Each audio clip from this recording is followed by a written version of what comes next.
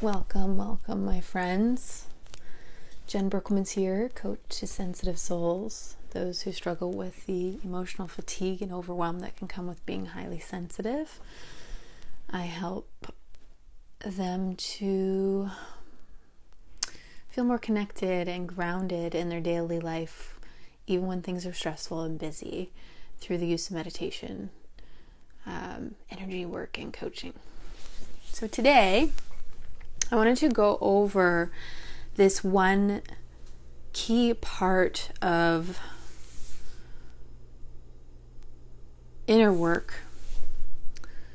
And really it's a combination of these things that combined help to unwind blocked energy. So, the last week I covered different challenges that can come up in meditation. Distraction, uncomfortable emotions,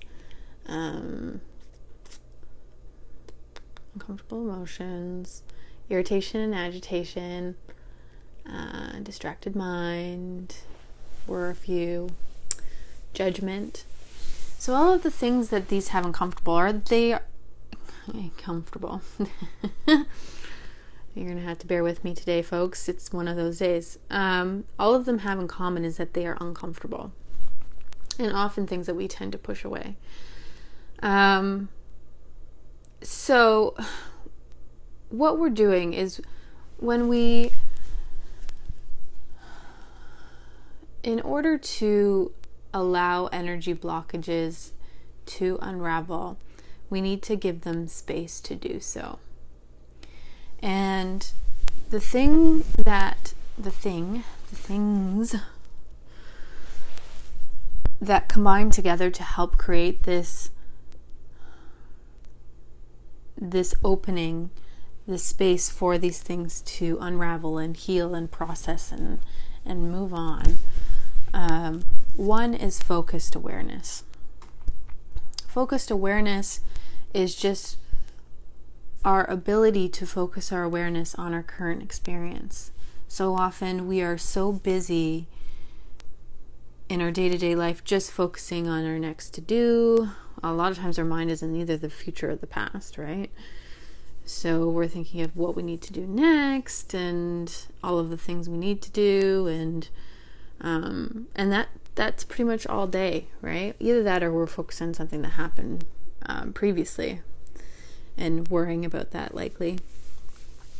So focused awareness is bringing our awareness into the present moment, into a present current experience, and in doing so that helps create space. The next part to it is curiosity, and curiosity is important and can be combined with unattachment. So what this does for us is, when we start to bring focused awareness into our current experience, we're going to notice all sorts of things, okay? Anything from different stories to weird thoughts, beliefs, memories, images may come up, and some of them may not make sense, some of them may be confusing, some of them might be intense, and our natural instinct is going to be to create stories. So we hook into, let's say, a memory or an image, and we'll want to try and explain why.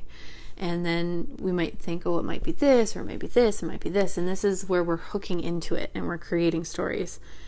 And so when we attempt to do this with instead curiosity and unattachment, what we're doing is when we notice that, instead of continuing to stay hooked into it, we just say, oh, that's curious that that's here. Like, our goal is to look at everything that comes up with curiosity and unattachment. Because some of the things, like, let's say a certain emotion or thought comes in, our immediate action will be to want to shut it down, to judge it, to say that it's wrong. And with all of those things, even, we may judge that, right? Judging ourselves for judging. And then judging what comes up around it. So what the curiosity does is we start to unpack.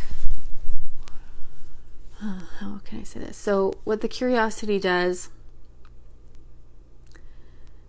is almost like we're reteaching ourselves how to respond to things, and rather than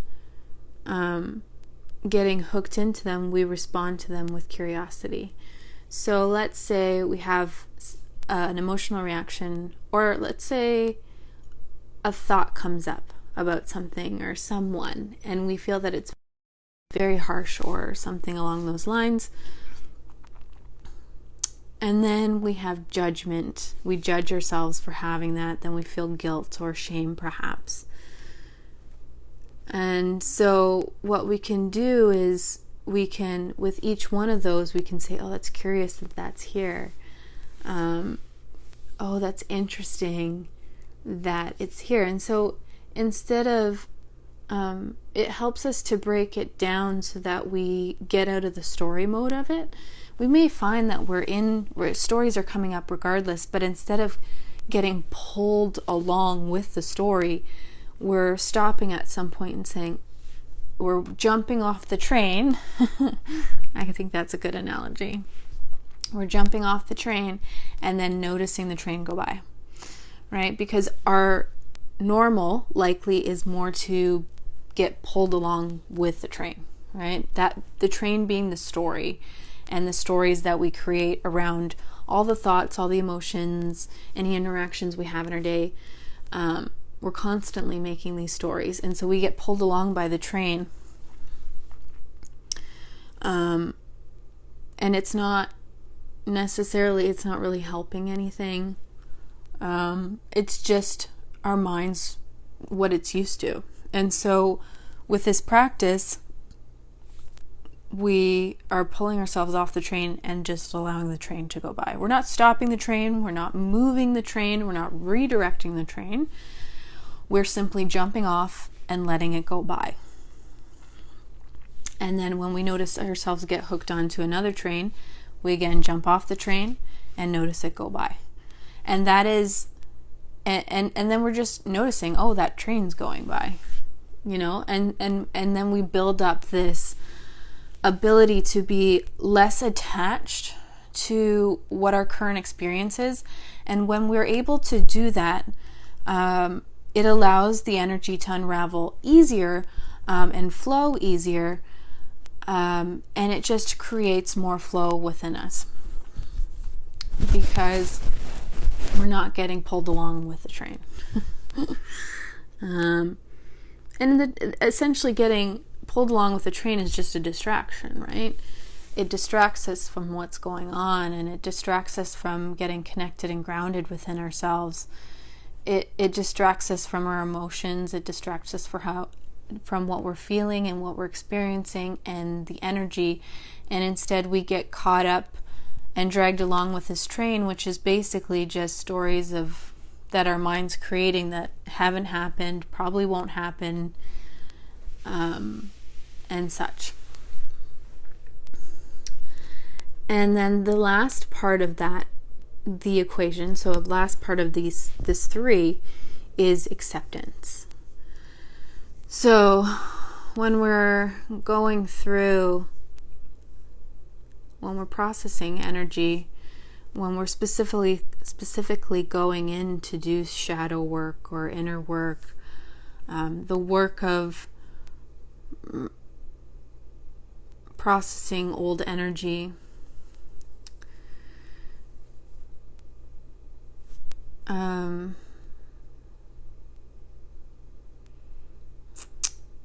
let me just get my train of thought here.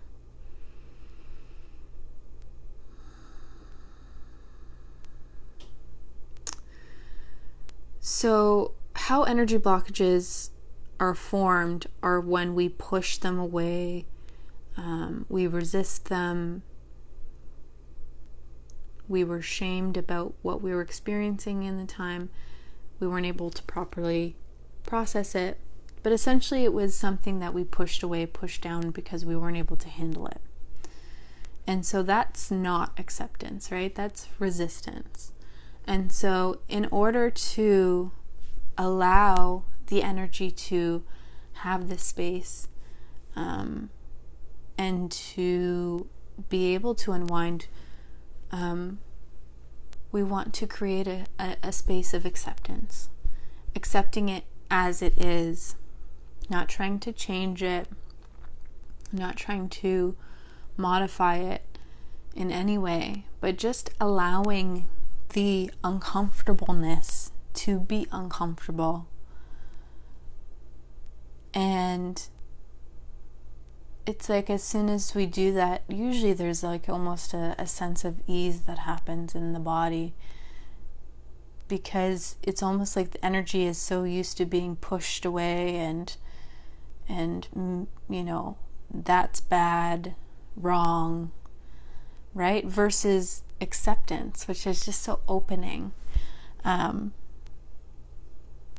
very much, when I am processing these energy blockages, I imagine them almost as small children.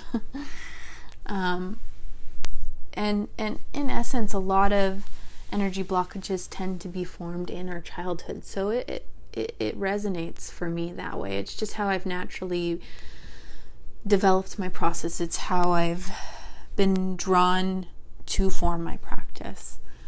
And so I talk to it as if it's, you know, me as a small child, or a small child, and very nurturing and accepting, and, you know, these things that I probably longed to hear when I was a child, and some of the things that I maybe didn't. And acceptance is so a part of that. You don't need to change. You don't need to be anything different. Take your time in unraveling in your own time, because the energy body is also extremely intelligent, and it knows what it's doing. It knows how it needs to heal, and it knows how it needs to unravel. And here we are, we come along and we're pushing it and trying to fix it and push it in this way, and when the energy body naturally knows what it needs to do. So when we accept it as it is, it gives it that space that it needs to be able to unwind. It gives it that safe space to unwind. So yeah, those are the three things that are very, very necessary for the process of, unwinding energy, shadow work, that kind of thing. Different wording for it. I prefer unwinding of energy, but I like to use other terms just so that people know what I'm talking about. Anyways, if you stayed with me to the very end, I appreciate you very much. I know I jibber-jabbered through that a lot. So I send you much love is what I was going to say. But I also want to say, if you have any questions, comments, as always, just respond back to this. I'd love to hear. If you're watching the replay, say replay, like type replay in the comments, and I can send a thank you to you for watching. And yeah, if you're curious about the process of unraveling energy, and you'd like to know more about it and not sure how to get started, message me and we can talk about that. I do offer one-on-one services that could help get you started and give you an idea of what to do. So yeah, my friends, that is it for tonight. We have Meditation Monday coming up shortly. I will be sending out a message about that for those in the group. For those of you interested, for Meditation Monday, I've created a group chat on Instagram, and the purpose is merely just to let people know before I'm doing my my meditation on Monday, so that they know it's coming up. So if that's something you'd like to be added to the group, let me know.